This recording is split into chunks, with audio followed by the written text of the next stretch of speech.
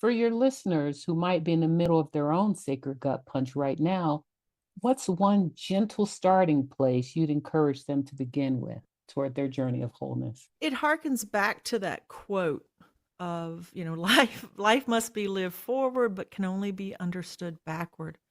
And for me, and I came across that quote later in life, but what it's done is it's invited me to give myself grace as I stand in the middle of whatever fire I'm walking through.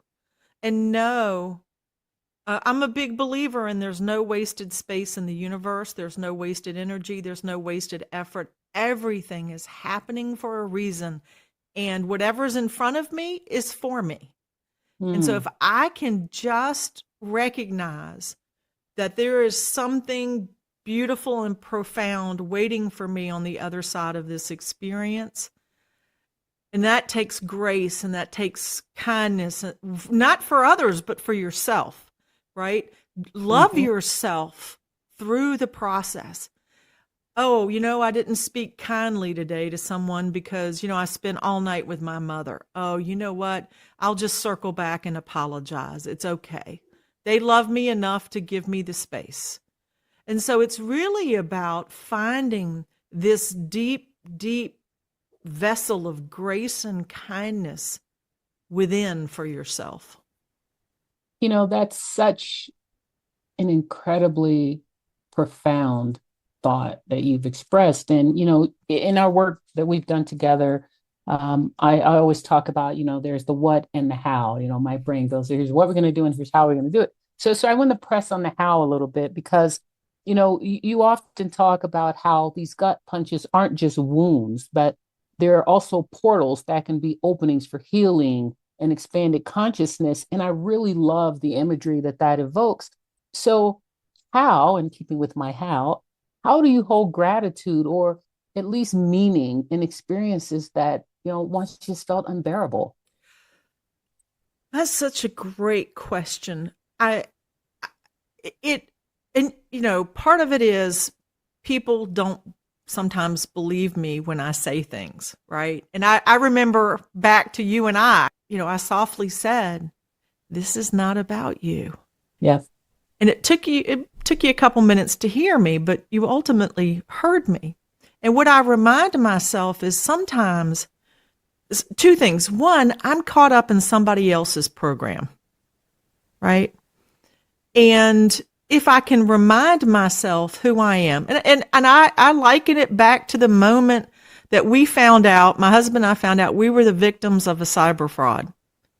$375,000 gone. The attorney, we were selling our house, and the attorney doing the closing for the buyers wired it to a cyber fraudster. Finding that out, I heard, I'm going through all the horrors. It's the little shop of horrors. Oh, we're never going to own a house again. Oh my gosh, what if we never get the money back? Oh my gosh, this, catastrophizing. Oh my gosh, that.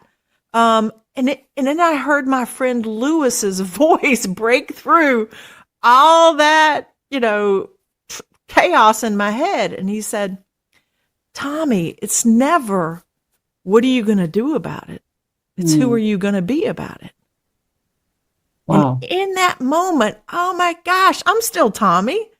I'm still Aunt Tomi. I'm still mother to Shep and Warren. I'm still Jim's wife. I'm still, even though my kids say I'm not, I'm still funny. Right? I'm still me.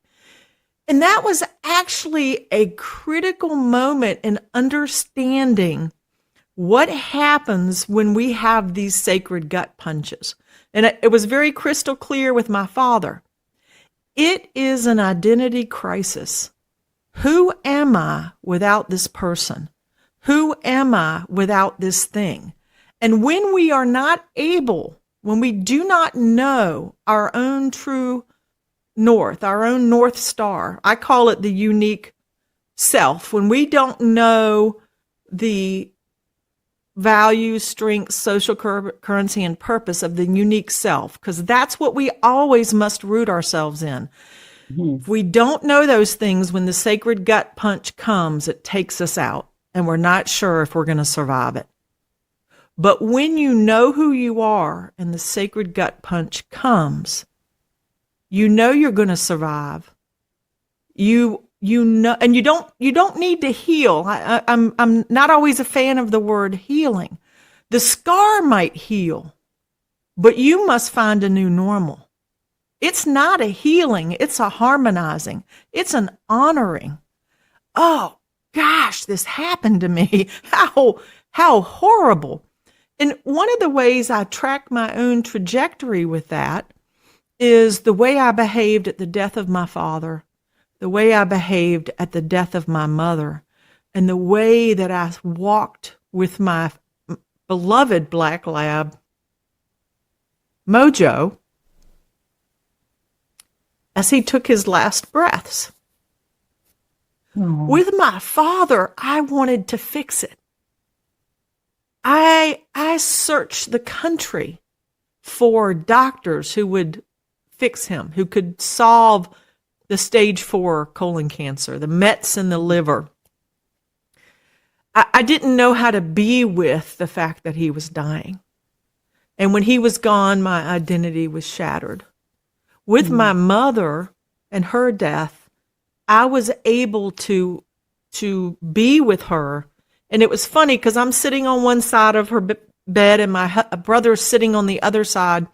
And you can tell she's not talking. You know, if you've been with death, if you've walked that last 10 feet, you know, the person, all of the processes just slow down and they may not be talking. She died of congestive heart failure. And Mike's still trying to shovel medication in her mouth. But I could just be with, oh, this is the completion of a life. This is the completion of a cycle. And then a couple years later, when Mojo died, he just, you know, sometimes those four-legged friends capture our hearts and don't let go. And that was Mojo for me. And I just held him. I just loved him. I didn't need to walk with him. I didn't need to sit with him.